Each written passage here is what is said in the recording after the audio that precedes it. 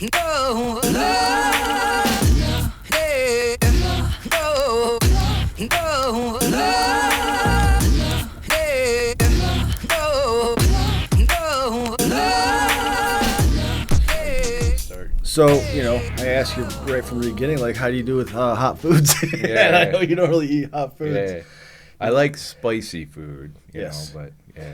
You'll probably like the first 5. Okay. Yeah, they're pretty good. Yeah, I've never heard of none of these. Yeah, these are from season 22. Okay. Of And- what? Of the actual show? Yeah. Oh, okay. I Yeah. never even Yeah. heard of the show. It's like so.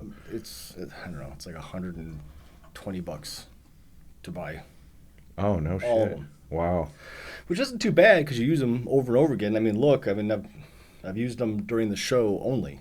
Oh, And wow. about half of it. Yeah. But yeah, I think number 2 is my favorite. This one? Yeah. Okay. So, right now we can eat our first wing. I can say, you know, I'm Dave Dork. I'm interviewing Brian Heintz. He's been in a lot of movies.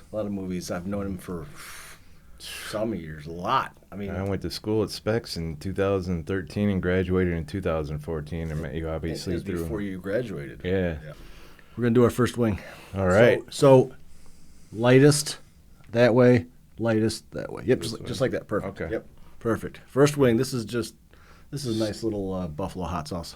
Oh, it's already on there. Oh yeah. Oh, you fried them in there already. So I air fried them, and Oh. then I took 2 of them and I put them in a container and flipped the sauce onto them. Oh, and perfect. heated So them we up. ain't got to put Nope. the stuff. Oh, perfect. That's even better because I'd have been making a mess. All right. A little spicy, nothing big. Well, it's like your basic buffalo Mhm. hot sauce. Mm-hmm.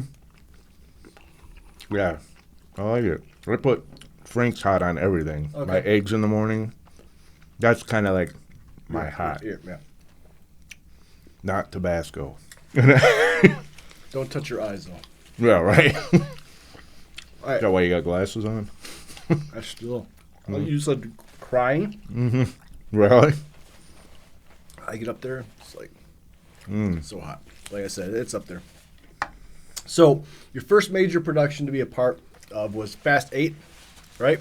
Yes. Right. So the Fate of the Furious in 2017, which you played Vin Diesel's body double. How was that experience for you? It was amazing. That's what made me decide. After filming with Matt Wynn, our buddy, for the 48-hour film project, after being on an actual set that huge, I was like, screw what I went to film school for, to be a camera guy. I want to be in front of the camera, not behind the camera. It was an amazing experience. It was in downtown Cleveland. Unfortunately, body doubles don't get credit or anything, so it's not on my IMDb. Hey, I know that. That is Yeah, so strange. It is. It's kind of a bummer. And somebody had added me on there. One of my agents put me on there as a stunt double, and that could have screwed me big time and put me on the no call list for anything. So I took it down. I was like, "What are you doing?" So I don't know if they were. That would have been bad. Yeah, because there's a difference between stunt double and stand-in. Huge. Gotcha. So- Yeah. But now you've got 49 credits I got that many already. on IMDb. Damn. Yes. Yeah. That's That's a pretty lot. good. Yeah, that's pretty good for starting out at such a late age, I guess. That's a lot. Yeah. Some of them though, aren't even. They're not out yet, or Right, they're yeah, still for sure. You know, Yeah. Yeah. some there's of still them are in limbo. pre-production You don't stuff. know what's going on. You know, with the film industry nowadays, it's with COVID and then the damn strike the previous year pushed everything back. Last year didn't have anything. This year's looking a lot better, especially this fall coming up. Good. So excited. It's awesome. But yeah, that was that made me, being on that set and seeing how huge it was and all the cars they just demolished and didn't care. And it was funny because it was shooting in downtown Cleveland. Fortunately, none of the main actors were there because they had 2 different shooting locations at the same time. So it was all the stunt team and behind all the car scenes and stuff like that they were Right. shooting. But Cleveland was actually the mailboxes, the cop cars, they all said New York. Oh, So it okay. was kind of interesting. But they kept me hiding in this restaurant right in downtown Cleveland. And I had to get escorted by all these people down to the car that's flipped upside down, which is where I had to crawl my big ass into this little tiny sports car Right. and jump out like Superman.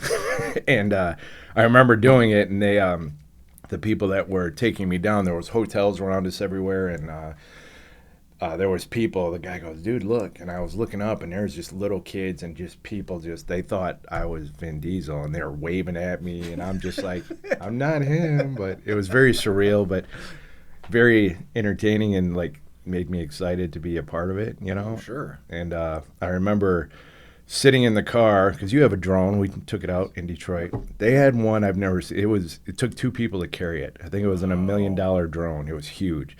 So they actually had. I had two walkie-talkies. You had one in the car that would say one, action one, which was the drone, the $1 million drone. And then they say action two, which was me, and that's when I'm supposed to jump out of this car that's upside down. Okay. So they had me do it a couple times. Obviously they do take after take. Well, when they had me running, they want me to grab this briefcase and just haul ass down this street and cut down this alley that goes down. Well, I'm not. I lift weights. I pick things up and put them down. I'm not a runner anymore from cross country back in my high school days. But when you do it enough time, I was out of breath, and they just kept wanting to do take after take. So I don't think I ever told anybody this. It's been years now. Right. I pulled a fib when they said I couldn't breathe. I'm sitting in the car, and I'm laying down upside down, and I'm like. That's no good way to not breathe. The Right. Position. Right. So, and it's a major film, and I know money is time and all that. So I laid there, and they said action one, the drone, action two, me. I didn't move. I just laid there and was catching my breath. Sat there for a minute, kept quiet. Then all of a sudden they're like, cut. And then they're like, Brian, what's going on? And I'm like, and then I grabbed the mic. I'm like, oh, sorry, because they had it taped up to the car on the roof. Right. I said, oh, it fell. I didn't hear anything. I made up some shit because I was just trying to catch my breath for the next take.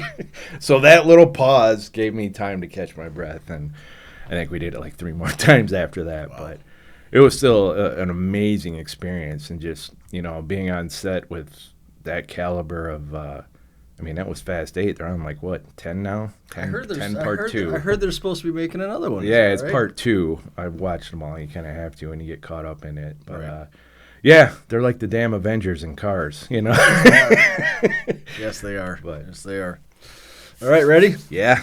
Wing 2. Is this the ghost pepper?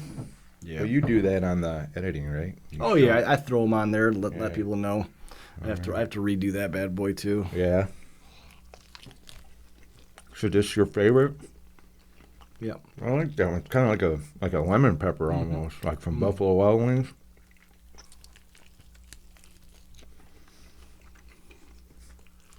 Glad I came hungry.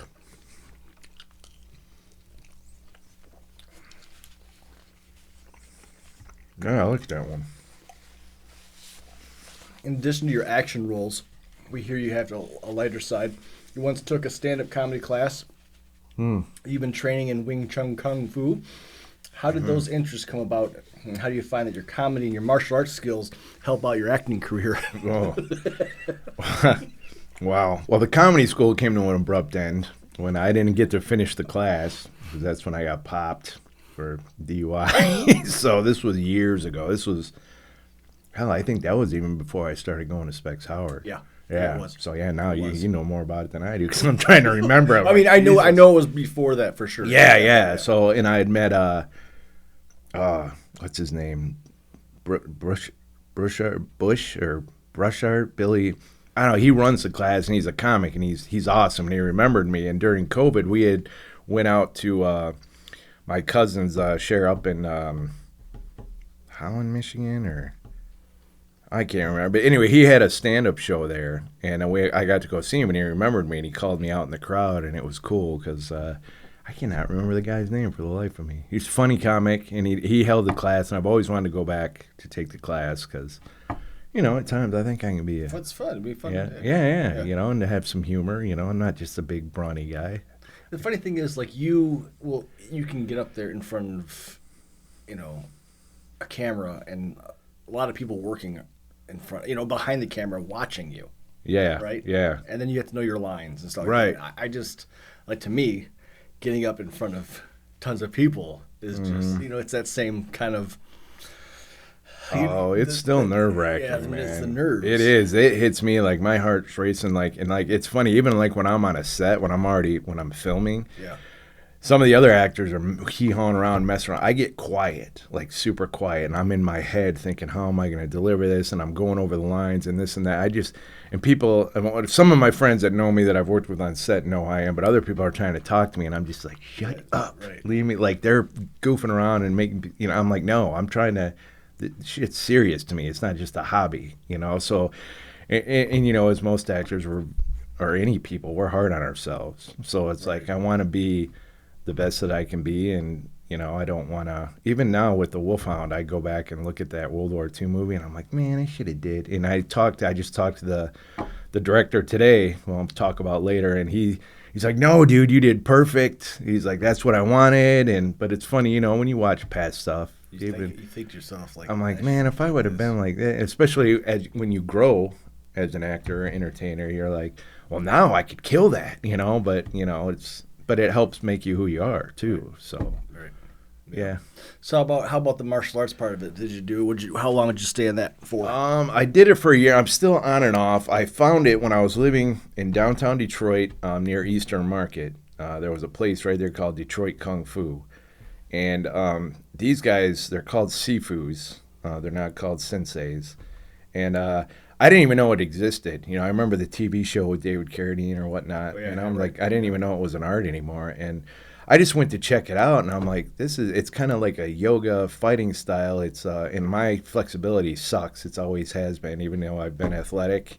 And I'm like, this is different, and it was different than just lifting weights. It was a workout. The horse stands that you stand on alone, you can't stand. Like when you're first starting out, they want you to do it. You do a couple of the moves and then you take a break, and I just fell in love with it. Like the whole movement with your arms, and the punching is different. You punch like this instead of like this, which at the time I was doing this music video where you had to, you throw a haymaker, because you throw haymakers in movies to make it look like, more than what it is. Sure. But I kept doing this because I was remembering. People are like, what the hell are you doing? Because no one punches Who like are you that. punching? What are you punching? So you never thought to punch like this, but it's from the center of your body, and it's so you can punch faster. And I still talk to the one, and I can't remember the name. My Sifu brother, he opened up a place in Chicago, so he's there. And then the other Sifu, he opened one up in Colorado. I still talk to them. And then the one who owns the one in Detroit, they moved from they're still in downtown Detroit, but they moved over past Corktown.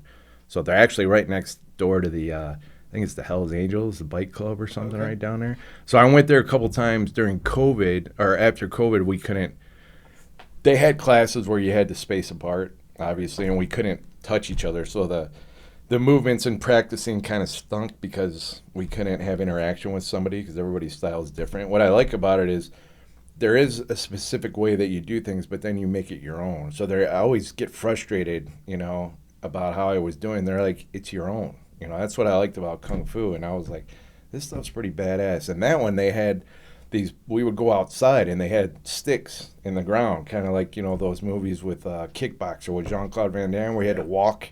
And we actually got to do that and try to keep our balance and do the moves. And I'm like, I just wish I could have kept on it, but I ended up moving back to Howell, and I've done some classes online with the guy in Colorado. Yeah. It's not the same, but I know they still have the school in Detroit, and they have one in Southfield, and then one in, I want to say Burkefield. I thought about trying to hit Burkefield up like once a week because I miss it really bad, and the exercises, it's just totally different. It's good with your flexibility, and the guy that owns it, he looks like a mini Jesus, long hair. He's a tiny guy, not muscular at all. He literally, when I got to practice with him in Detroit once, and when he threw a punch like that, and he's up to here on me, I went flying backwards. Like it's amazing. It's all this. It's the same. It's Wing Chun, so it's what Bruce Lee was taught. Okay. So it's that another thing sparked. Right. Oh, sure. Yeah. Absolutely. Like, hell yeah! I'm doing Bruce Lee stuff. That'd be awesome. Yeah. But I did it for like a year, and then I know the basics, but I want to get back because I want to get on the dummies. The dummy thing is like I just started playing, the wooden dummies with the sticks and all. Just started playing with that, and unfortunately, yeah, I didn't, money, COVID, moving, so. Yeah. But yeah, and online, like I said, it's not It's the same. It's not the same. Not the same. All right, next wing. All right, what is this? Proscoia. How do you say that? I don't know what this is. Proscoia. Yeah. Spicy sweet with passion fruit. Yeah, that's probably it.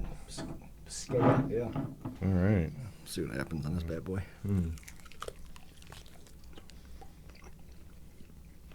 That's fruity. Mm-hmm. I like it though. Like I said, the first 5, I think you're gonna enjoy. Yeah.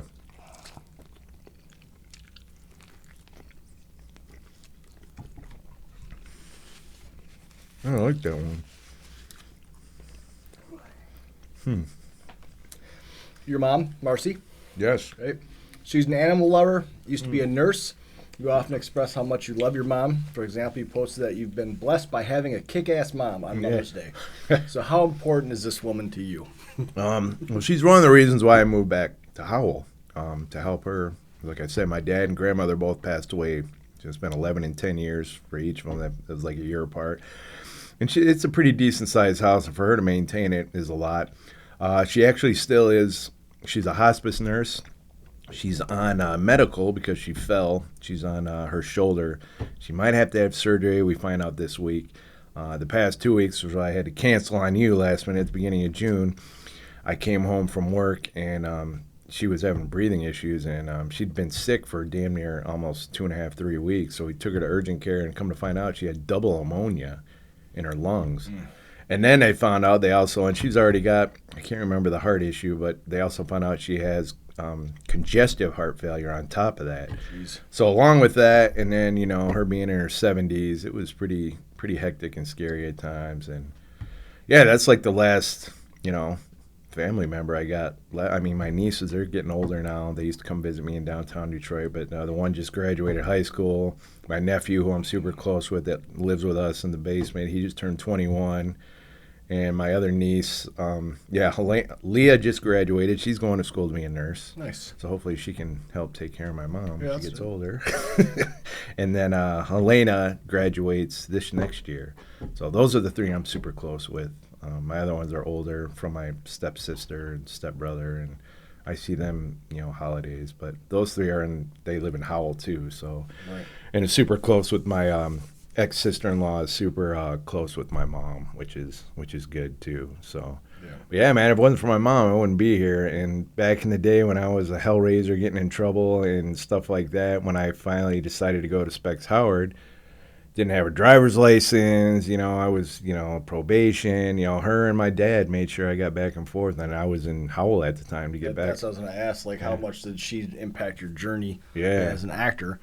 Total encouragement. When I went to school for film, she just, like I said, I couldn't drive, and this was their film school it was originally in Southfield, but their digital media was in Farmington. Right. Yeah. So yeah, getting back and forth there was kind of a pain. Luckily, I met a guy, and me and him kind of befriended each other. So I got a ride to, I think it was Milford. I would meet him at a parking structure, but to get a ride there, either my mom or my dad would take me, and my dad got arrested, so I wish he would have been alive to see my movie, because that's how me and him, he adopted me when I was 5. I got the Heintz last name, and he would have loved seeing me in a film, because we were movie buffs, and that's kind of what kept us or bonded us as I got older. When I was younger, we didn't get along, of course, step kid and step brothers and sisters. But yeah, my mom's always been supportive, and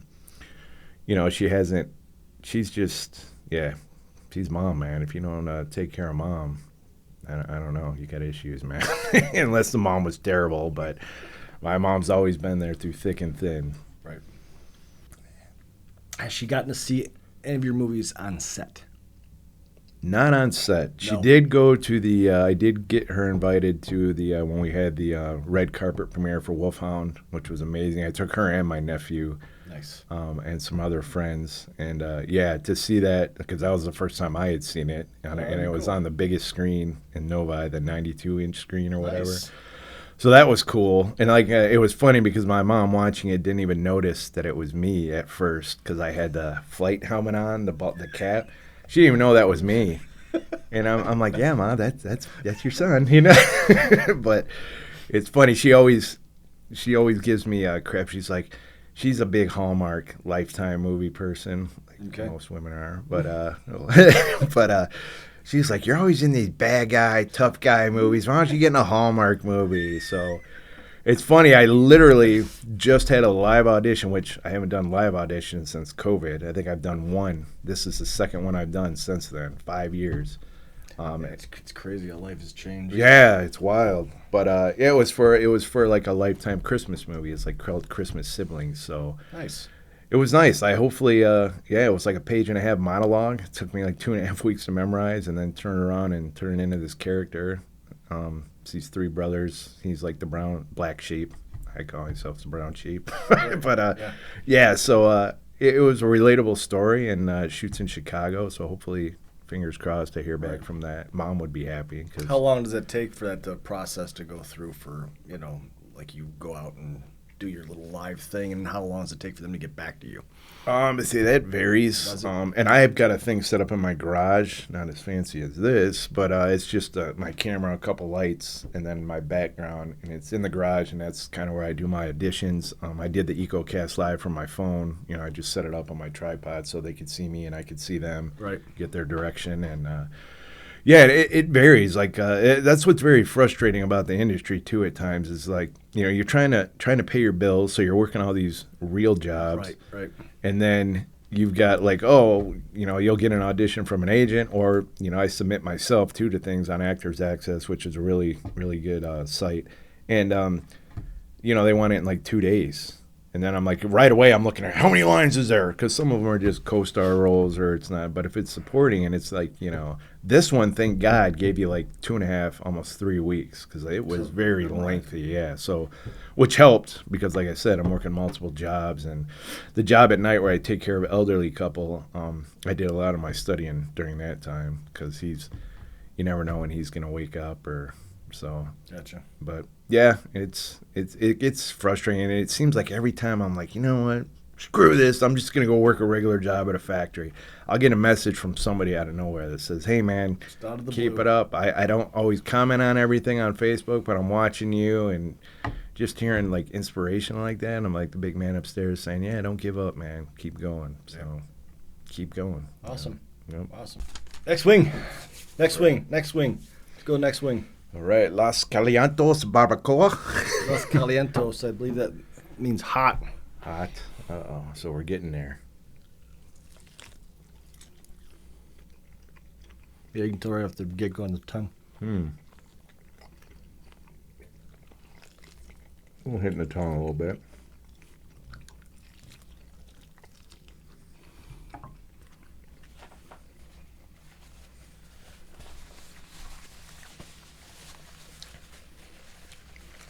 Kind of like that one. Can taste the barbecue a little bit.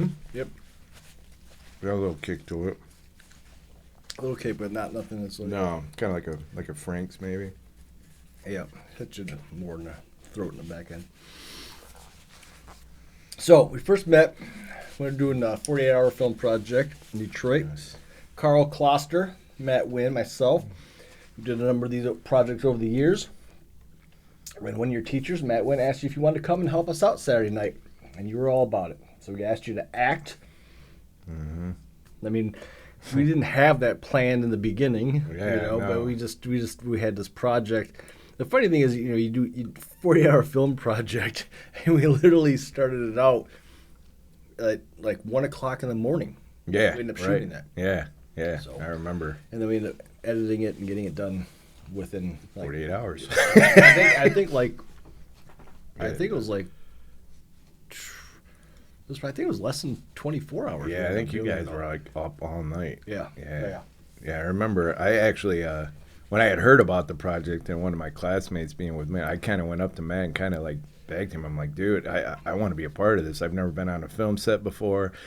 And I told him if they had gotten a horror genre, or you guys had picked the horror because the genres, that I worked at a restaurant in Brighton that was haunted. And I said, we've already filmed some stuff there while I was attending Specs Howard. And I said, this would be a great spot for any kind of horror genre if you pick horror. And I remember him calling me that night saying, yeah, we didn't pick horror. We got crime and drama. That's what they gave us, yeah. Yep. And he was like, and I was just going to be a PA. I remember telling him, I was like, man, I'll do anything. I'll lift things up and put them down, whatever you want me to do, you know. And he had talked to me on the phone. He's like, well, we picked it in crime and drama. He's like, I know you haven't acted before, but you mind playing one of the characters? I was like, yeah, I'll do that. So that's how that was basically. He gave me my first legitimate acting gig, so to speak. Right. So. And you won Best Actor. Yeah, that was crazy. All the shorts that were out there. The whole school was showing it over and over, and then the school actually got me my first commercial gig because of that. But that was funny, though. Yeah, that's crazy. You weren't going for acting at all. No. It was wild. And then the girl that I acted with had been acting since she was a kid. Yes. And I didn't tell her that. I had never acted. Yeah. But I remember the script was like last minute. I mean, you know. Maria? Maria. Yes. Yep, Maria. She was great. The first kissing scene, first scene ever I get, and I get to make out with a girl. I know. Was not complaining. I know. But that was very.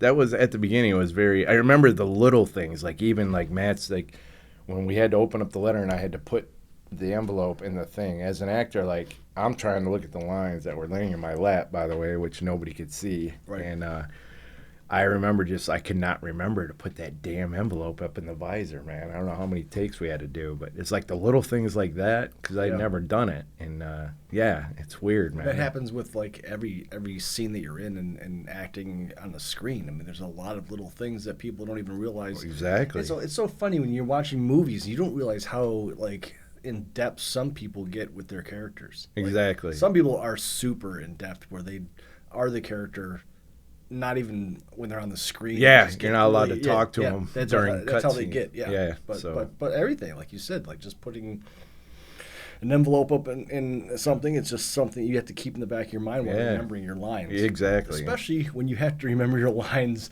the same day you're shooting them. Yeah. You get them that day and you're Which shooting was them kinda that crazy. day. That was, especially for me, for the first time. I always got an A in memorization in school, but that was different because you're just not telling it, you're also acting it too. Right. You're like, saying it how this supposedly character would say. Correct.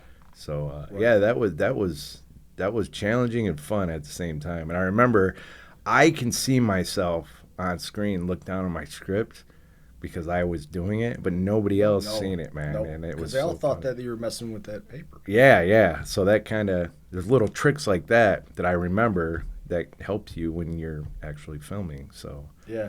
So you also went and did a role in Revenge of the Masked. Yes. So I mean that garnered over 10 million views on YouTube. Yeah. Like how did that make you feel when that came out? That popularity. That was really fun. I never knew about Dylan Sides he's the creator of that. He and Lance Kawa, sub-director, who's an amazing director. He had I actually got on that by accident. I had met Dylan in a commercial I did for it was for Dodge Suburban, the car, the new car that was coming out, and I actually played that commercial right before Fast and Furious, and I actually played like that scenario, like Vin Diesel. I was like, remember that. I don't got friends, I got family. Yes. So yes. So we did that, and I had met him during that, and he had they were already filming this Max thing, and apparently they had a replica of this face, that they had made because he does special effects makeup too, and the head actually looked like me. Okay. And that's how I got. They called me, like, hey man, that's the only reason. They're like, I met you on this and this, so me and Dylan have worked together. He's well known in Michigan, great cinematographer, and we did The Mask, and I couldn't believe. I never knew there was a comic book. I just remember the Jim Carrey version. Right. But the comic book is like really dark. Like, it's not funny at all. So this had a mixture of two. And Lance Kawas was an amazing. He's the one that got me. He's like, I want you to do this in this scene when I'm in the hallway, like being silly. When the mask actually takes over my body. Right. And I'm doing the whole temper tantrums and then my face change. Like he was an awesome director. Like directing is huge. I've learned over the years. If the director doesn't tell you what to do, you don't know what to do. You do it on your own, right? And then and that's what you think. So it's great to have great direction and knowing what they want. And that was an amazing experience. And I remember the part where I'm carving my face off to reveal the actual mask character. I remember there was a girl laying underneath my legs with a tube that went all the way up my legs, up my arm, so that when I was cutting my face, so the whole time she's laying underneath my crotch, pumping blood, and I'm doing all these, crazy character movements. But I couldn't believe all the views it got. I was like, wow, there is a huge fan base. Yeah, 10 million is, that was that was thrilling. I had people sending me drawings of my character to me, like his name. Awesome. My character's name was T, and just people hitting me up that were huge fans of that, and that was something else. That was one of my favorites to work on. So I've seen Dylan a lot on Facebook. He's a lot of different movies. Yep, and he put up his little shop. Yeah, the shop there is amazing. Stuff. Yep. Yeah, he actually lent me out a cop uniform, and I got to be involved in a local wrestling event, and everybody there thought I was an actual cop. And the after party was at the bar I was working at the time at Sidecar. So I went to the event, and then after I went to the event, I went to Sidecar to bartend the event because we stayed open later. I said I'd agree to stay open and I'd work it, and I kept the cop uniform on. So all the wrestlers and people are coming in there like, "You're not a cop?" It's like, "Nope, I'm an actor." That's awesome. Next wing. Yes.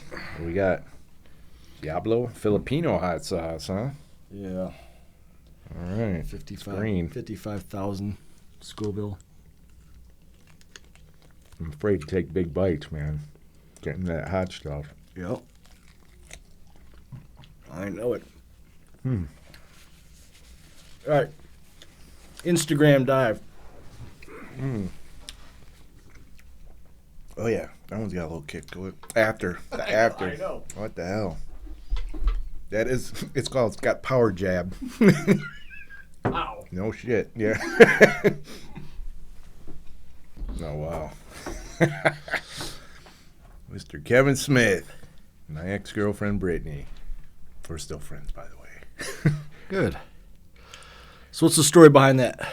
We actually got to go see them when I was living downtown. They, him and Jason Mewes were playing at the Fillmore, and we were like, we gotta go. So we got last-minute tickets. We went. It was freaking hilarious. And as we were walking out, you have to walk by the back door to go to my apartment, and he was standing out there. So I was like, oh, and we had just bought shirts. And so we ran in there, and I got to talk to him for like a hot second. He signed both our shirts. I couldn't get the camera because I was like nervous. I'm sure. Super. Like, I'm sure. Always, anytime people are like, oh, I don't care about, I love seeing actors and stuff like that. Right. I love film. So I was nervous. I couldn't hold the damn camera. Kevin's like, I'll do it. Kevin Smith took it. He did it. And and that's what came out. That was a fun day, man. And it was a great show. Guy's very talented. I grew up on Mallrats and oh my god, I love Mallrats. I mean, Clerks, of course. I mean, Clerks, yes. I was working at a video store when Clerks came out, so I was totally relating to what they were saying about the customers and everything. And I have the poster. I have a lot of posters from when I worked at the video store. Universal Video in Westland is no longer there, obviously. No video stores are. Wearing the shirt, man. Yes. I remember when I had first heard from my manager here, from John Thomas Talent, Betty Taylor, said, hey, you got an audition for the new Karate Kid thing. And we didn't know what it was. We didn't know if it was a movie, the series, or anything. It was just Karate Kid. And I knew William Zabka and Ralph Macchio were involved. And I'm like, hell yeah, I want to audition. And I love my 80s films, and Karate Kid was one of my all-time favorites. So, yeah, people say I've gotten a little obsessed with the Cobra Kai. It can be cheesy, but it's funny, and it just reminds me of my childhood, and the characters are exactly how I would have thought they had turned out if they became adults. Correct. So, yeah, that I found out. I didn't get the role, obviously. It was to play. I don't know if you've seen the show. I have. Okay, yeah. So the season 1 where it was the audition to play that the Latino guy that worked at the party store that gives him his pizza and he's got his hands on it, Mm-hmm. So I was bummed out I didn't get it, and I wasn't gonna watch it because I was kind of grateful. But then I seen the character. Still watch it. Yeah, oh hell yeah, I had to. Did. And I'm like, oh, and so then I heard Comic-Con. I had been to Comic-Con once a year prior to this, And I went because Weird Science, the characters are going to be there. Anthony Michael Hall. Oh yeah. That's another '80s movies that we Yeah. absolutely love. So we went. We're like, dude, we got to go. We paid the $100 to take pictures and meet them, and they were super nice. Anthony Michael Hall actually gave me advice. I told him I stood in for Vin Diesel. He was super cool. He's like, run with that, go with that. They were super cool. Kelly McGillis was still beautiful. McGillis, is that it? I think so. Yeah. Yeah, still beautiful. And they made a little comments from the movie, which made it even more personal and funny. And I did it with my buddy that's now passed away, but it was cool having that with him because that was like one of our favorite movies together to watch. And but yeah, so I had seen while we were there, I seen kids walking around with backpacks and nobody checked it or anything. So I was like, it was like last minute, and I'm like, yeah, I was living in downtown Detroit, so I didn't have a car because you don't need a car in downtown. So I Ubered all the way to Novi to Comic-Con, and I had a backpack, and I got it in. They didn't check it or anything. I was like maybe fifth in line to see Johnny Lawrence or William Zabka. I was super. Had the Cobra Kai shirt on. He was like, nice shirt. I told him I had an audition. I was an actor. And he was like, oh, that's cool. He signed my thing. We took the picture, and I said, oh, I got something for you. So I put my bag down, and I pulled out a six-pack of Coors Banquet and gave him the beer. And the people behind me, even little kids, were cracking up, and they were cheering. He gave me a high five and was like, dude, that's badass. So. That's so crazy they didn't check your backpack. I know. That's why I was like, when I noticed the year before, I'm like, they're not even going to check it? I'm like, I'm putting beer in here and giving it to Johnny, man. That's awesome. So yeah, it was kind of funny, and it was like a cool moment. And meeting him in person, he's just as, because I've heard he's been at Comic-Cons and there's been no one at his booth because nobody remembered Karate Kid, and Cobra Kai was like a rebirth for him and Ralph. Oh yeah, for sure. Including and everything. Yeah. So yeah, it was kind of, I like seeing that. It's cool to see actors come back like that you grew up on and are still the same. You know? Absolutely. Yeah. So. Cobra Kai never dies. Ah, yeah. We just heard the news about Michael Madsen. I know. Yeah, that was heart wrenching, man, because he was he 67, I think. 67 years old. Yeah, and that's the thing we shot. It was a series called For Nothing, based on a book that a friend of mine has. He's an acclaimed writer. He makes money. His name's Nicholas Denman. He grew up in Buffalo. His grandfather was in the Buffalo mob, and he wrote these series of books called For Nothing, and one is still in writing. And he wanted to make a TV show out of it and film it in Buffalo. He lives in Tampa now, so he had hit me up. We met on Wolfhound on the set. He was one of the Nazis. Okay. And unbeknownst to me at the time, we kind of bonded. I didn't know he was a writer, and he hit me up and said, "Hey, can you do a New York accent?" And I was like, I can figure it out, So, and he said, well, yeah, I want you to come to Buffalo. I'll fly you down, and we're shooting this series. And I'm like, and you sometimes, especially beginning in acting, you hear a lot of BS. You don't really. I'm like, what? I'm like, and I didn't really. Yeah. So I didn't. But then the paperwork came through, and I said it to my manager, and he was like, yeah, this is some legit stuff. So, yeah, I flew out. This was February of 2020, so right before COVID. But we flew out. I was staying in a hotel that was a airloft. So I had remote control blinds. Wow. It was a nice hotel, and Madsen was staying there. Robert Funaro of The Sopranos, whom I still talk to, is the nicest guy in the world, and Daniel Baldwin was there, and he actually had called and reached out to Nicholas Denman, the writer of the book. When he found out they were filming, he wanted to be a part of it because he had read the books. Nice. So that's how Daniel Baldwin became part of it.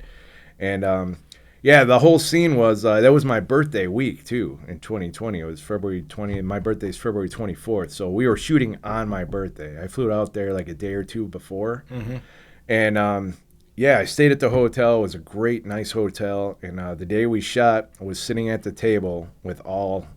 Michael Madsen is when I met him the first time, Daniel Baldwin, Robert Funaro, and it was a cool banter back and forth scene. And I just asked, I was trying to share it, because it's still being looked at for possible pickup, and I can't share it yet because of that. But we actually did get picked up in 21. I got a call saying, hey, we're gonna be filming this show. You're gonna be gone from October till February, and I was like, Then- that would have been a breakthrough. Yeah. You know, Right. TV series, they were talking 4 or 5 seasons. I knew my character Bruno was going to last at least for 3 seasons before I got whacked. So, Nice. which would have been an awesome, you know, film time, but screen time. But yeah, COVID that winter came back, you know, as you recall, and like so, SAG of course freaked out and wanted like $1 million to cover everybody, and they were like, well, that wasn't in the budget that we discussed. So, unfortunately, it got put to the back burner. So hopefully, yeah, and especially in honor of him. You know, that would be a great, you know, tribute to him. It's like one of the last footages that haven't been seen yet, and that's why they told me not to share it yet. Nick had talked to Daniel Baldwin and some of the other people that are behind the scenes involved and said they're going to keep it under wraps now because it's still kind of fresh. But he was a great guy. I remember after we filmed our scene, I had walked by because we were at a bar filming, and he had a, you know, we each had our own little sections that were roped off.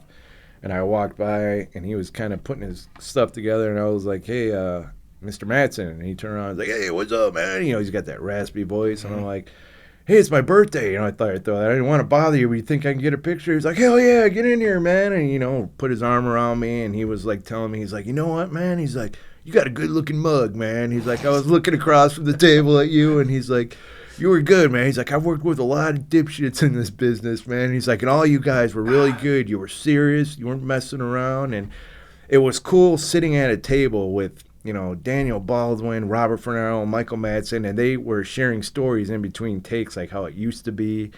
And they were cracking jokes. It made it very, very comfortable. Like, it was very nice working with people that weren't, you know, snots or snooty or like, oh, you're going to talk to me. Like, it wasn't just like a peon actor that was just there to fill in the noise or something like that. But That's good. But to have lines with him and stuff like that was awesome, and for him to even compliment me on it was even more amazing. So yeah, I felt bad. Like, I couldn't believe that happened, and I know his son had just passed away as well.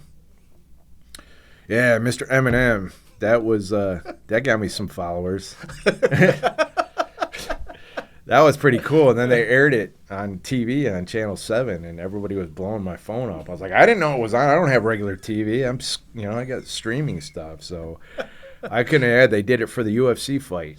And McGregor against, I think it's Poirier or whatever. But that was like the main theme song for that UFC. And I remember it was through iGroup, which is called Wink now.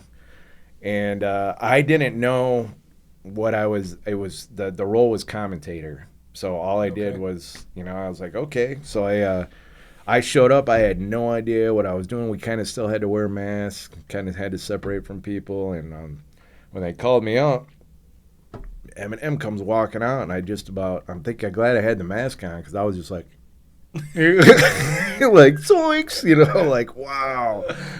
And I couldn't believe he was there, and I kind of, you know, starstruck once again, you know, and I was supposed to be like the mediator, kind of like a Dana White, you know, in the middle. He's rapping about, you know, his old self, and that's his new self. What the hell is the name of that song? Damn it, I can't remember the name of the song already. That's ridiculous. But that was an amazing experience.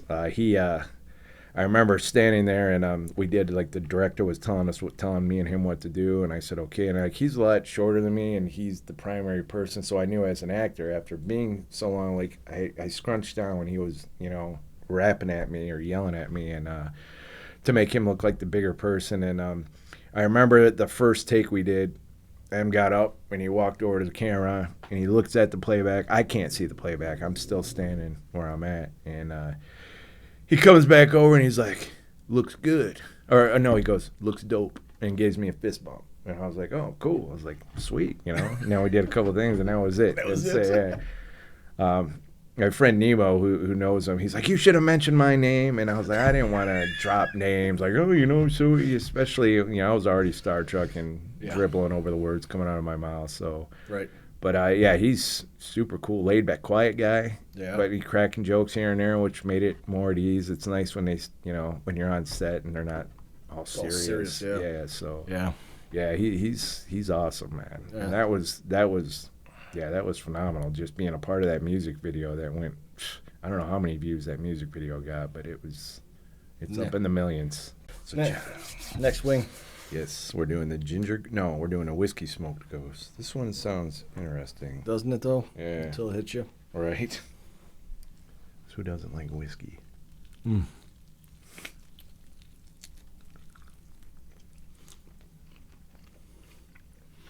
I'm going to cough just because I need to cough, but Yep. now it's going to hit a little bit. Oh, yeah. I can feel it already. Mm-hmm.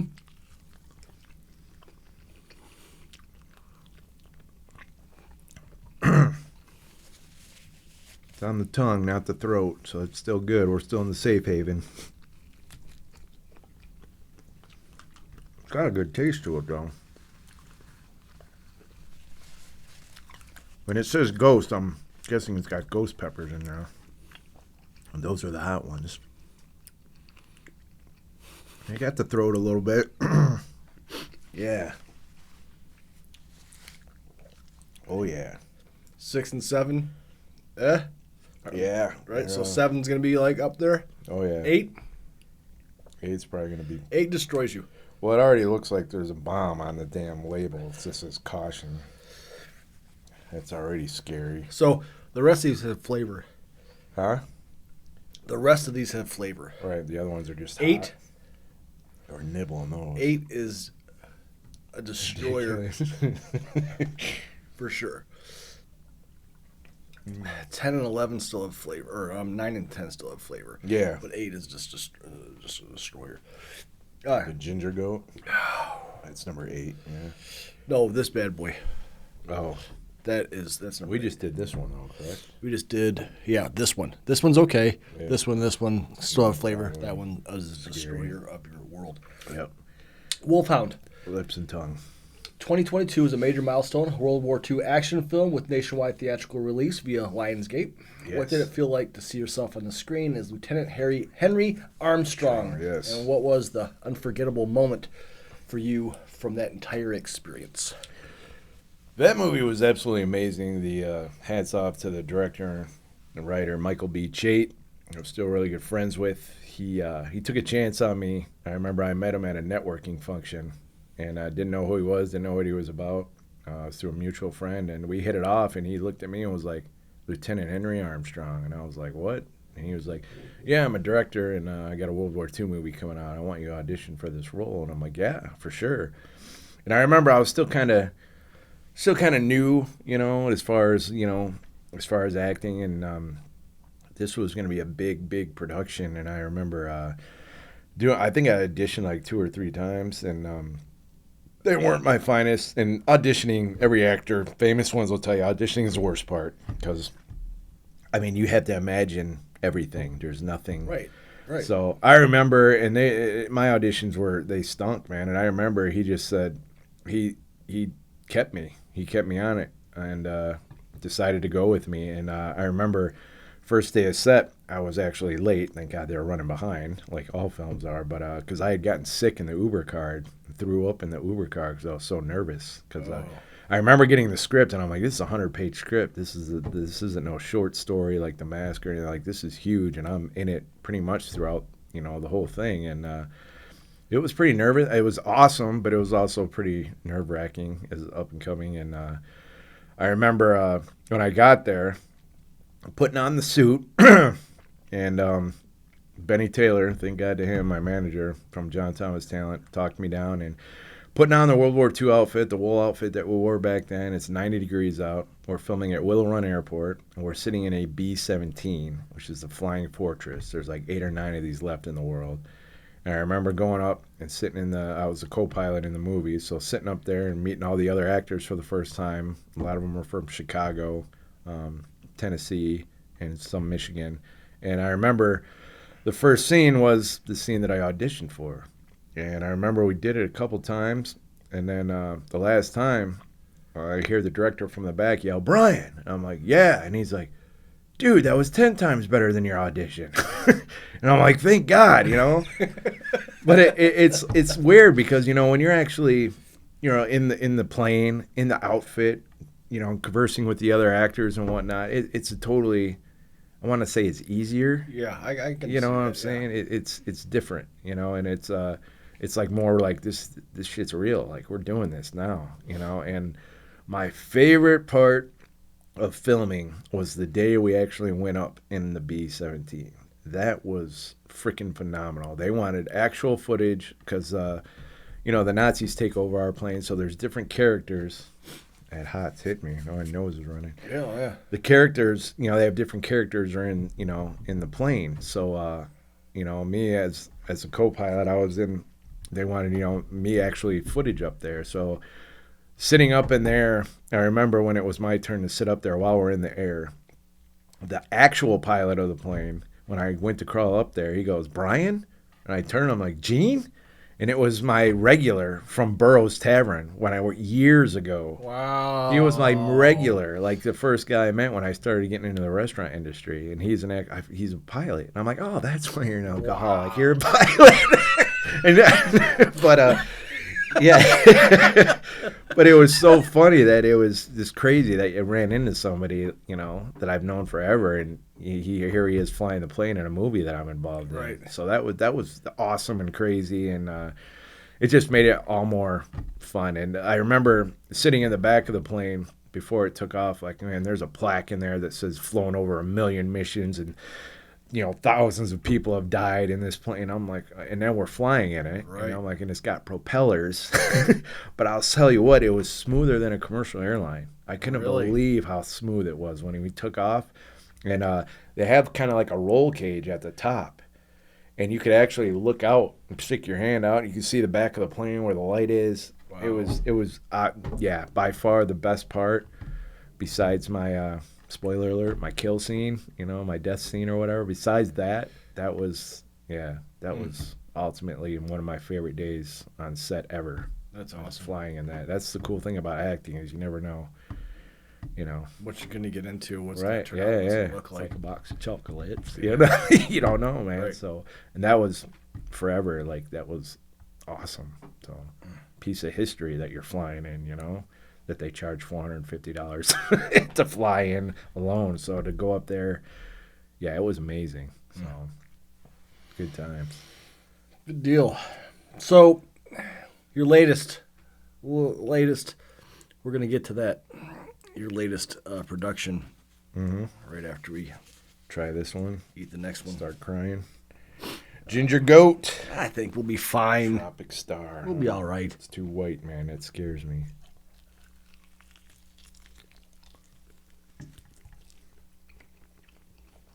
Oh, it's got like a mango, huh?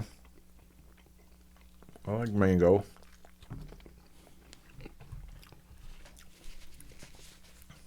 Yeah, it's got flavor. It's kind of got that creeper hot, though, huh? It's like sneaking up on you. Not like the other one. The one before that kind of like you knew it was hot. Right. This is creeper hot. Mm-hmm. But it's good.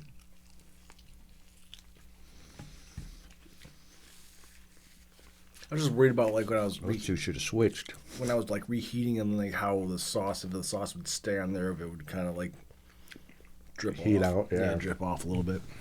So No, that's like normally that would be yep. it hit you like it just hit me in my nose. Mm-hmm. Wow. Yeah. But before this normally hotter than that. But Yeah. So Waitress, right? That's your new one. That's your new. Yeah, that's well. Actually, there's the newest one that I'll be Waitress. There's called. I just got aboard within the last week or so. It's called the Fig Leaf, and that one's got a producer, Tessa Hawks, which has been in the Michigan film industry for as long as I've been in it, or longer. Her daughter started out, and yeah, she got me involved, and I'm looking forward to it. I'm playing a Russian mobster, which is why I'm growing this out. I still grow the beard, which I don't like beards, but looks good on you. Not me. I can't stand hairy faces. Hairy anything for that matter, but I'm looking forward to it because it's you know, I have they actually put in there was no lines for this character. He's just like the muscle, you know, the Ivan Drago, which I've been watching, that kind of I must break you. Right. Try to get that little voice down, but it seems interesting. It's like a psychological drama thriller. Start filming. I know I'm filming 2 or 3 days, and it's the beginning of August. You said the fig? The fig leaf. The fig leaf. So yeah, and I think she told me some people that were involved in this. I can't remember the name of the director, but she did say that the lady Sarah Fletcher, who's been in 911, is going to be a part of it. Okay. She's known for that and a couple other projects, which and then Fana Sanchez, who was in Creepshow, and House of Ashes. So there's some names in there. So I'm excited to work on that and be involved. It was, like I said, it was kind of like a last minute, and character had no lines, and now I think there's a total of 6 scenes, and I have some lines where I get to, get in people's faces and throw them around a little bit, like the tough guy that I get typecasted as, but sure, I'll take it. It's whatever. Work, man, Absolutely. And it's acting. I don't care. I'll do whatever. So, yeah, I'm looking forward to that. So what else you got going on? So the waitress is a friend of mine, Luke. We are both represented by John Thomas Talent. He took it upon himself to start producing his own films, and this is a big one. This is going to be cool. It's like a sci-fi horror. I want to say it's more of it's kind of like Alien meets The Walking Dead. He asked me to be a part of this. I'm playing Bruce Holland. Jalen, I can't remember, Hannah, I think her name is. She's playing my daughter. She's up and coming. She's 15 years old. She's absolutely amazing. And I'm excited to work with her for the first time. And the lady that's playing my wife, I haven't met yet. I'm excited to work with her as well. And, yeah, it's going to be hopefully we start, I think they're looking at September.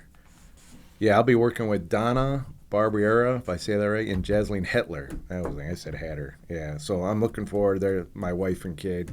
And I can just say that the script's it's pretty badass. They actually got the special effects artist Rob Miller, who was on that Sci-Fi Channel Face Off. Okay. And actually won it. So and he's done the special effects for The Hobbit. So I've seen many of those episodes. Yeah, I love that show. Face Off? Yeah, I love seeing that stuff. So yeah, so Luke Robert Poirier, I think I'm saying it. He's the executive producer, and yeah, it's gonna be it should be fun. This is one of 2 films that Michigan Film Network is currently in production. The other one is SSK, which I actually read that almost 2-3 years ago, and Spring Still Killer is amazing drama detective story that I hope he's gonna focus on that. He actually met the guy who wrote it, and he's actually he's the one that sent it to me, Miles, and hopefully that's next on after Waitress, but we'll see how Waitress goes. But that's a really good script too, and these guys they got some stuff going on, so SAG and everything, so it's not gonna be one of them, BS, like anybody do it. Yeah, so I'm excited for that. I love horror movies, so. Yep. I love them as well. Yeah. Ready? No. Yeah, right? I'm not. I don't know. Maybe reheating it took some of the heat off of it. Yeah, hopefully. I doubt it. No, it looks pretty brown. Yeah, it does.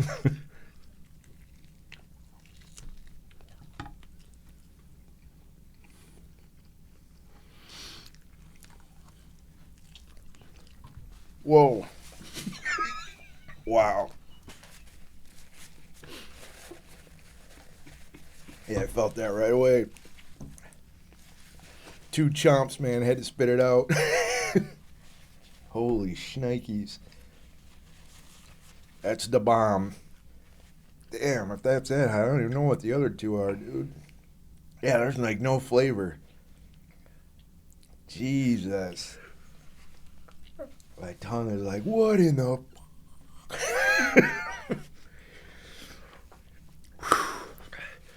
Yep. Yeah. Oh, burning.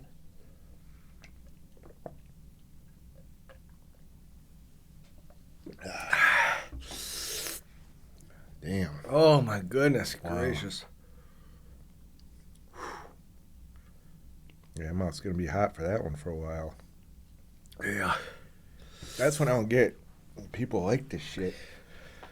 Why? It's painful.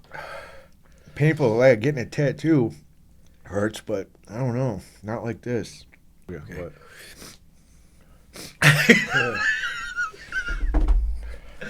All right, so you've credited directors like Scorsese and Tarantino, along with actors such as Scarlett Johansson and Leonardo DiCaprio, as inspirations. Yes. How has your background behind the camera influenced your acting approach, and have you ever thought about stepping into the directing or producing your own films? Well, originally why I went to school for film school was because of my love for film. As a kid, seeing Star Wars blew me away. And then when they came out with behind the scenes with that Star Wars, that blew me away. Like, seeing how they even made Star Wars was like, dude, I'm doing that when I grow up. Like, you know. So the acting thing just kind of happened. I always knew I was at least going to go to film school to learn behind the scenes, whether it be a cameraman, you know, producer, or anything like that. Damn. I know, dude. This ain't no It's joke. coming down. This ain't no joke. This is for your head, dude. Thank you, yeah. Oh my gosh. Sweating. I know. I'm tearing up right now, and I'm trying not to wipe my face. I know. Where's makeup at with those little No, pads? No kidding. Yeah, no kidding. So, yeah, and Leonardo DiCaprio has always been a huge favorite actor of mine. One of them, like, you grew up with him. He was in shows on, like, you know, Silver Spoons and, like, What's Eating Gilbert Grape. And Yep. I've always looked up to him, honor him. His acting ability is off the chains, especially in one of my favorite movies, Wolf of Wall Street. It's one of my all-time favorite movies. Which, by the way, didn't know the content was going to be like that. My dad was still alive, and we always go to the movies on Christmas. Oh, no. And we were going to pick which movie do you want to see, and it was between that and I think it was the American Hustle one, or whatever, with Jennifer, I can't, the guy that played Batman, I can't. I know you're talking about. It came out yeah, around the same time. Yeah. And I was like, well, no, we got to go see the Leo movie. Well, unbeknownst to me, because they didn't really talk about that. That's what I like about it, too. Like, they don't show too much on previews. I had no idea it was based on a true story. What's his name? Jeffrey Belfour or whatever. Yeah. And watching that movie with my parents, all the drugs and the sex, I was just like, oh my gosh, dude. I love the movie, but But that you're talking about that gap in your yeah. And I was like, wow, I'm definitely gonna have to watch this again. Probably appreciate it more when I don't have Right. my mom and dad sitting next to me on Christmas. Right. No Yeah, less, right. Right. But yeah, he's always been. I love everything he's done. And Scorsese and Tarantino, like I said, the directors that I fell in love with in their movies, totally different. You know. Yeah, oh yeah. Yeah. Tarantino is like old school. I love his look on things. You know, Pulp Fiction, and one of the all-time favorite movies, which he didn't direct, but he actually wrote, was True Romance. My favorite movie. Yeah, I love that movie. True Romance is my favorite, and well, I mean, I'm a romantic at my heart, so Say Anything is my other favorite movie. Yeah, So, yeah. John Cusack. Yes, I yep. love that guy too. Yep. But yeah, like I love the Tarantino. I love how his music is also like a character in his films. Yeah, I yeah. mean, it really is. Like he's Yep. just not like, something that's by the wayside of musicals. It's actually fits the actual scene. I mean, like Right. everything he uses for that. So Right. I love him for sure. Yeah. Yeah, Scarlett Johansson's just beautiful, and I grew up watching her too, and she's just, her raspy voice. She's Yep. just beautiful, and she's like, I think she just with the new Jurassic Park, which I think I'm gonna go see tomorrow because it's $5 Tuesday. She is like, I think the highest paid. She surpassed some main actors, as being one of the highest paid now, and that's awesome. She's amazing. She deserves it. She needs to Singer, too. divorce that guy from Saturday Night Live and get with me, but You got to go back. Lucky You got to go back to bastard. comedy school. Yeah, right, exactly. That Yeah, guy's I know, funny. right? Yeah, he is. I love the news thing that Yes. him and the other guy do. Yeah. It's hilarious. But yeah, she's inspiration, like both of them. Like anything they do, I'll watch, even if I'm not interested in the movie, just to watch it. Like that one Scorsese movie came out about the Indian tribe. Kind of hard. it was a little different, Right. you know. Yeah, not one of my favorites, you know. Like I'm Scorsese, I always think of, you know, gangster movies Sure, and stuff absolutely. like that. But I mean, he's just an all around. He's been around for a minute, and he's a phenomenal director. To work alongside him would be awesome. Or Tarantino. I heard Tarantino don't play though. If you don't know your stuff. When was it the Django when Leonardo broke his hand? I'm sure you've heard of that story. He actually Cut his hand cut his hand and stayed in character. And I remember Jamie Foxx talking about he didn't want to say the N-word. And Jamie Foxx pulled him aside and talked to him about it. He said, man, it's a movie. That's how they talked to you back then. No offense. He said the next day on set, he came back and he said, what's up, Leo? And he said, Leo didn't even talk to me. He didn't say hi. He didn't say nothing. He was already in character.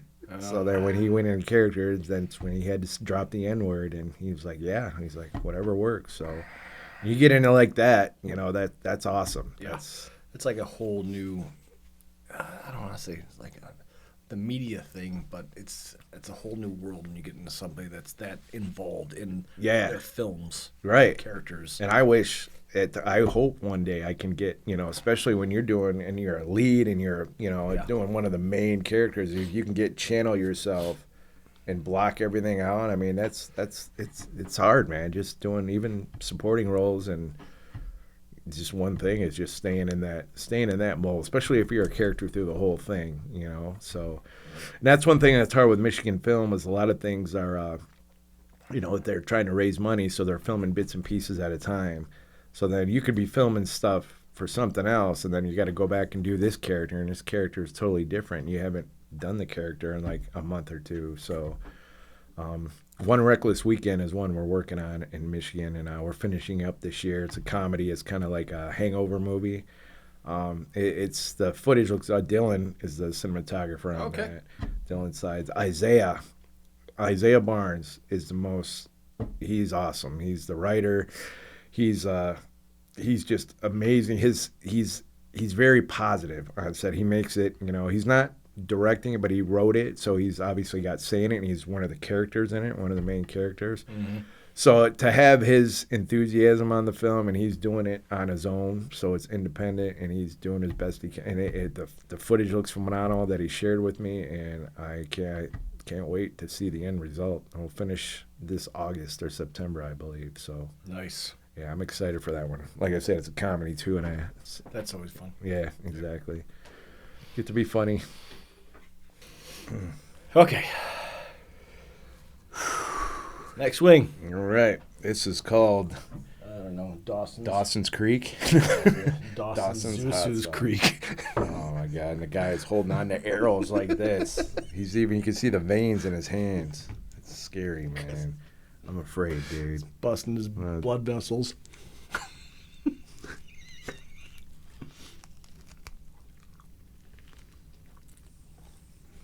I've never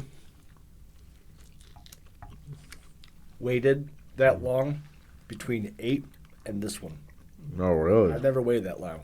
It's like the questions I always tend to get shorter with the interviewers because it's like it's so hot in your mouth. Yeah. You want to Can't talk. talk.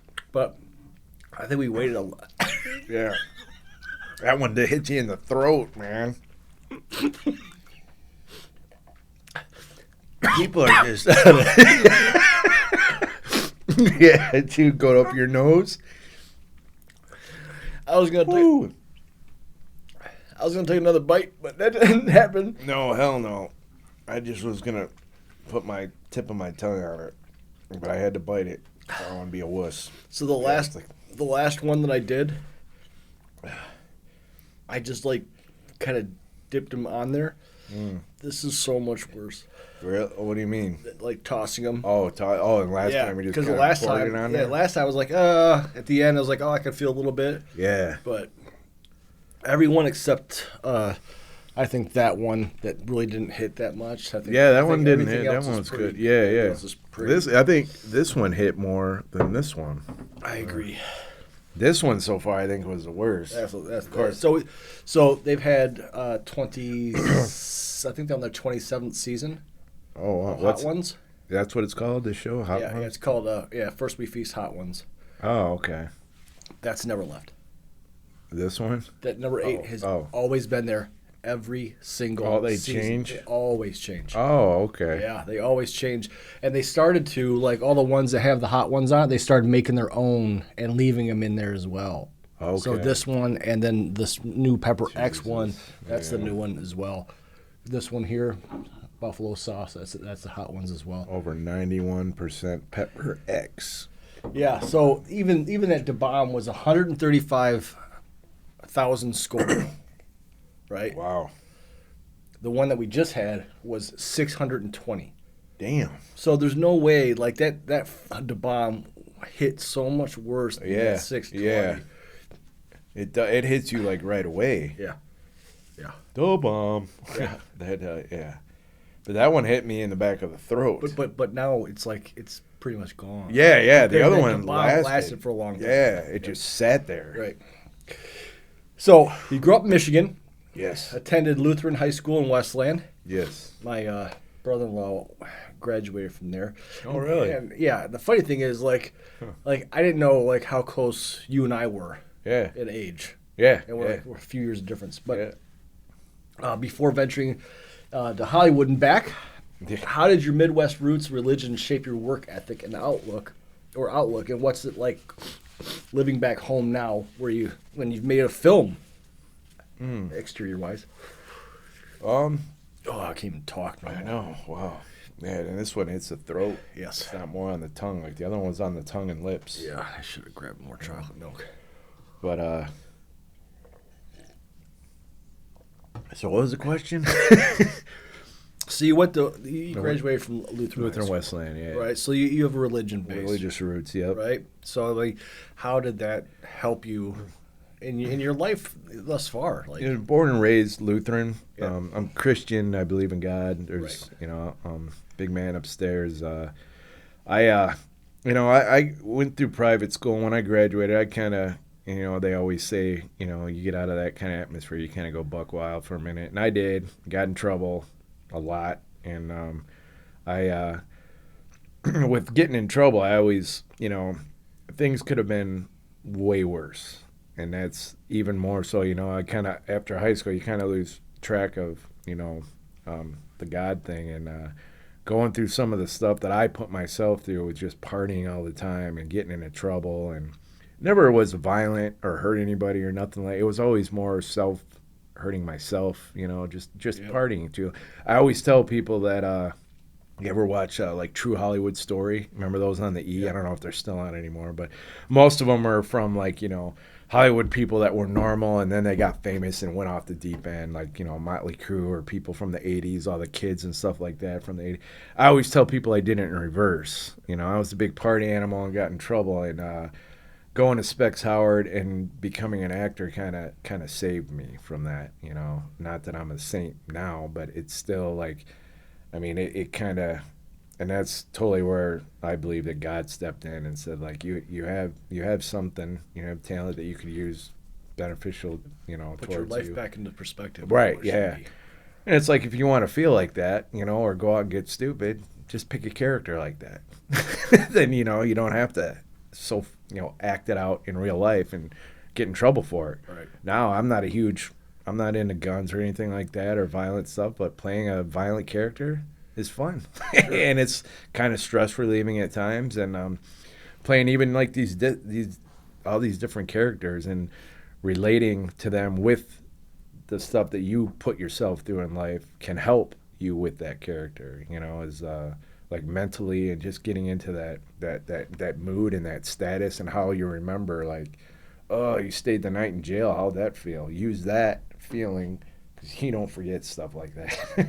Use that feeling in this character that's kind of going through the same thing or whatever. So yeah, I feel it is a huge blessing that I fell into this. I knew I always wanted, I remember Specs Howard coming to Lutheran High Westland for like career day. Remember when we had career day at school, where they would come there and all these different, I remember, and I'm like, dude, I want to, and that's VHS, they're still filming with giant cameras with the VHS. And I remember I was like, I want to do that so bad. I don't know why it took me so long, to do it. But anyways, I finally did it, thank God, because that school's no longer around, or they got bought out, because I think the main guy passed away. So the school's there, but it's different. You know, it's not Specs Howard. I think Lowry or something. One of those DeVry or somebody bought it out. So yeah, it was. I'm glad I finally went, and it definitely kind of. I want to not save me, but it opened my eyes to like, dude, there's better stuff you can do with your life than partying and getting in trouble all the time. So yeah, so I definitely felt blessed to even fall upon that, and the people that I've met have been, it's been awesome. Some great people that I've met some crappy people too, but more for sure. You know, Hollywood, and the people I met that I have in California. I met my branding manager, Sophie Felix. She owns HBM Talent. She's out of San Diego. She's amazing. She's a believer in God too, and me and her met, you know, online through COVID, and she took me on. She's already flown me out twice to San Diego. I've gotten headshots in California. She connected me with GAT Management, who's my management out of California. Her name is Magda. She's a badass from the UK, just ice cold blue eyes. And I remember being there, getting my headshots in September of 23. I'm going back out there in October of this year. I remember the photographer that was taking my pictures, some German guy, and he was kind of like, Brian, look at me over here, look at me. And I remember when we were done shooting, he was trying to talk to me about getting information from him. And Magda, this tiny little, you know, UK woman, walks up with her blue eyes. She's like, what are you doing? You don't talk to my client, you talk to me. And I was like, wow. Like, and Sophie's the same way. Like, I have these two powerful women from California that know that I'm kind of too nice or gullible. And they're like, she even said, she's like, Brian, you're too nice. These people in California will eat you alive. And they look out for me. And I love that, you know, especially because we're in the era of, you know, women kicking ass now, especially after the shit with Weinstein, you know. So it's kind of cool to have some women from California looking out for you. You know, I absolutely adore they're awesome, and I'm glad to have them, and I'm looking forward. We're getting to work more and more together, so which will open up more doors, hopefully, their connections and whatnot. So, all right, you ready? It's the last one. It is. All right. This one only has 2,690,000 scores. Gigawatts. Yeah. Hotness. Oh, you won't. Oh no, you know what we gotta do? What? Last dab. Last dab. You didn't put it in there? I did. Oh. You always gotta put just a little bit more on it. On the tip? My throat's already hurting. I'll run out of the room with this one. I know, it takes a little bit for it to come out. Well, that's fine. That's good. Yeah, you don't want the whole thing to just pour over it. Yeah, hell no.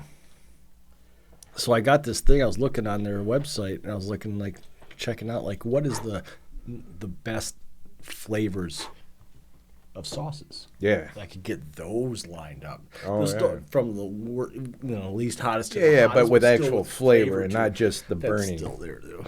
Is it? It's got there is no flavor to that, man. I think they just put it in there just because you have to. Yeah, because they like the name. Cheers, my friend. Cheers, my friend. We shall die together. Mm-hmm.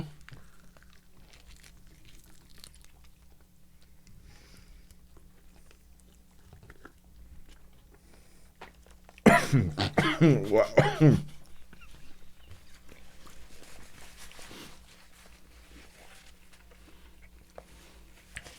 Wow. Mm-hmm. Not gonna eat wings for a while, I'll tell you that. Mm-mm. Oh. Wow. You got some Hawaiian punch over there? You can grab that. I know. I back got out. some more. Jesus. As long as you don't go, Yeah. spit it all over me. Yeah, whew. Oh, yeah.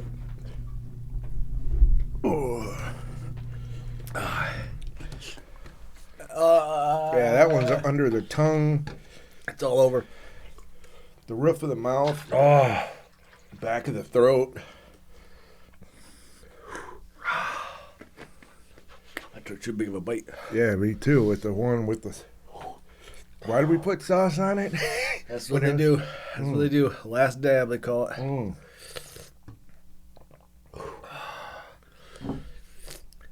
First we feast. That's not even their hottest one either. I bet. They got the newer ones. They make it. First we feast. That's the show. Wow. Yeah, my mouth is watering. Yeah. Try to cool it down. Okay, so you described your past year as blessed. What would you say has been the biggest blessing or lesson that acting has brought into your life so far, and what guidance would you give to actors from small towns dreaming of the making it big? It has blessed me in so many ways with the people that I've met. I've met some awesome people, not, both behind the camera and in front of the camera. Actors of all sorts, mainstream actors, beginners like myself, or mediocre or whatever. And, Yep. yeah, it's hard to talk, man. I know. It affects your brain. My tongue is like suffering fucking test. I feel like if I start talking, I'm just gonna drool. Just hold it. So that's all that is. Yeah, right. Yeah, just hold the dribble cloth underneath. Oh. Yeah. It's just been the stuff that you go through is, like I said earlier, it's at times it can be very just frustrating, trying to. You always want to be. I want to be a full-time actor, and I don't have to be the next Vin Diesel, Mark Wahlberg. I don't have to be making millions and millions of dollars, nothing like that. But to be able to do it and not have to worry about money or working other jobs, just to be able, then you could focus. Well, now I can go take a dialect class on how to do a German accent, or I can take this class on more, like a Jim Carrey where you're doing all the movements and stuff like that. And it's hard to do that when you have to work a regular job and stuff. So it gets very frustrating at times. And then, or if you really wanted a role and you don't get it, it kind of bums you out. But as I was told by mentors to, once you audition, you let it go. Move on to the next one. It's still hard for me to do that, especially if it's something I really, really want. Right. It's like, damn it, I should have did this or I should have did that. Or, you thought you prepared for it. You could say stuff when you're reciting to yourself. Sounds good, but then when you do it out loud, totally different.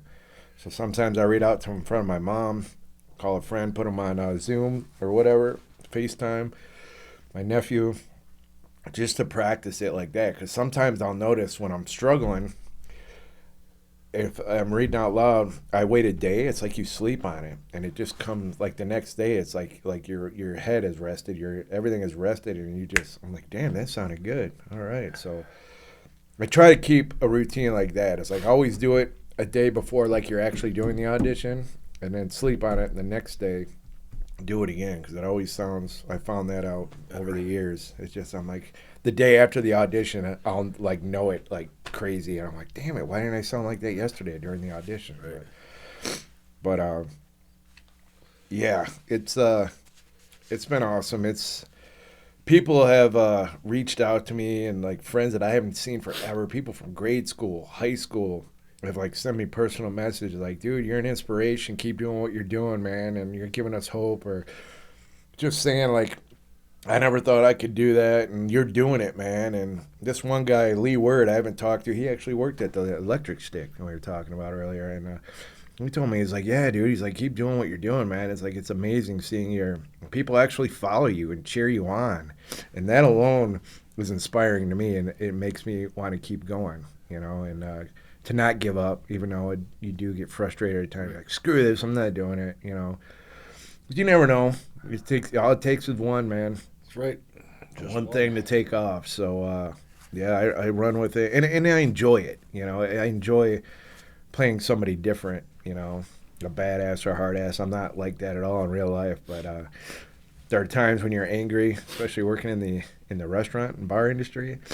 You just kind of channel that into another character, and So yeah, nose is running from the hot sauce. Mine And is too. mouth is finally starting to cool off. Do you want to talk about anything? Yeah, I want to give a shout out to so the Waitress website is waitressthemovie.com, and there's updates that are posted on the Facebook page Waitress-the Movie.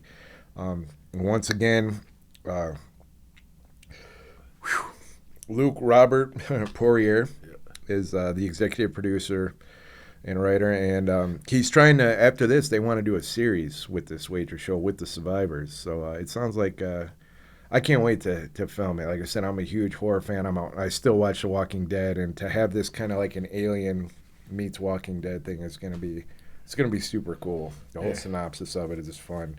And then the guy that he's working with, Miles Lawrence, is actually a Michigan crime writer. And like I said, I've met him before on SSK. He let me read this script, I want to say right before COVID. And then that happened. We were trying to get somebody, I was trying to get my people involved, from California and whatnot. And so it's cool to see now that he's got Luke involved in that and they're working together. We didn't know that all three of us knew each other. Nice. So that's awesome. kind of really cool. Yep. And I'm excited to work with Tessa again. It's been a while since I worked with Tessa Hawks, and that Fig Leaf film that she's working on is going to be directed by Randy Holloway, which I'm excited to work with. Michigan native, and done some really good stuff.